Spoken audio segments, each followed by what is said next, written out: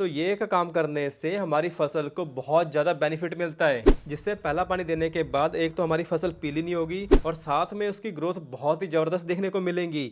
किसान वीरों, गेहूं की फसल जब 20-25 दिन की हो जाती है तब हम उसमें पहला पानी देना शुरू कर देते हैं, मगर पहला पानी लगाने से पहले हमें कुछ जरूरी बातों का ध्यान रखना होता है। जैसे कि अगर हमने धान की कटाई के बाद गेहूं की बुआई कर दी है और खेत में धान के अवशेष बहुत ज़्यादा दिखाई दे रहे हैं, तो फिर हमें क्या करना है कि पहला पानी लगाने से एक दिन पहले 20-25 किलोग्राम प्रति एकड़ यूरिया और साथ में किसी भी अच्छी कंपनी का जो माइक्रोराइजा आता है, तो इन दोनों को अच्छे से मिलाकर हमें खेत में छिटा दे देना है। तो ये एक काम करने से हमारी फसल को बहुत ज़्यादा बेनिफिट मिलता है। मतलब कि 20-25 किलोग्राम प्रति एकड़ यूरिया डालने से धान के जो अवशेष खेत में बच जाते हैं, तो उनको बहुत ही जल्दी मिट्टी में गलाने के लिए ये यूरिया बहुत ज़्यादा मदद करती है, जिससे धान के अवशेष गल सड़ के जो खाद होती है उनका रूप ले लेते हैं और हमारी फसल को बहुत ही ज़्यादा मात्रा में जो नाइट्रोजन होती है, फास्फोरस, पोटाश और साथ में जिंक होता है, कैल्शियम, मैग्नीशियम, ये सब मिलने लगते हैं। इससे ज़मीन में इन तत्वों की पूर्ति हो जाती है। इसके अलावा बात आती है कि हमने एनपीके या डीएपी गेहूं की बुआई के समय डाली होती है, तो उसमें भी यूरिया होती है और हमें अलग से यूरिया डालने की जरूरत क्यों होती है?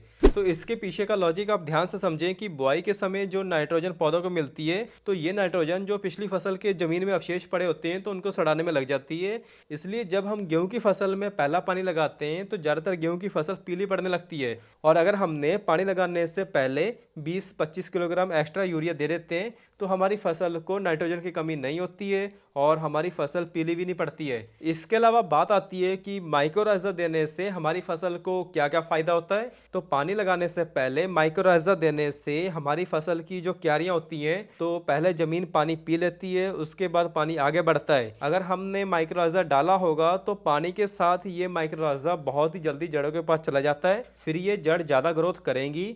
अगर जड़ें ज़्यादा बढ़ेंगी, ज़्यादा ग्रोथ करेंगी, तो जड़ों के द्वारा ज़्यादा से ज़्यादा माइक्रोन्यूट्रिएंट पौधों को मिलने लगेंगे, जिससे बाद में हमारी फसल के कल्ले बहुत ही ज़बरदस्त देखने को मिलेंगे।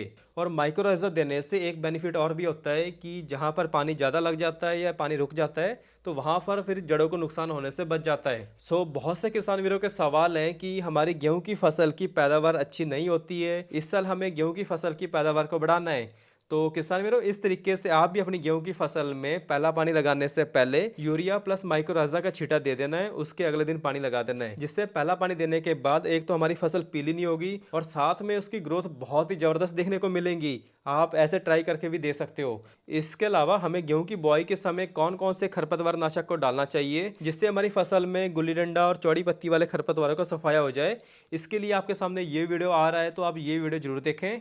धन्यवाद।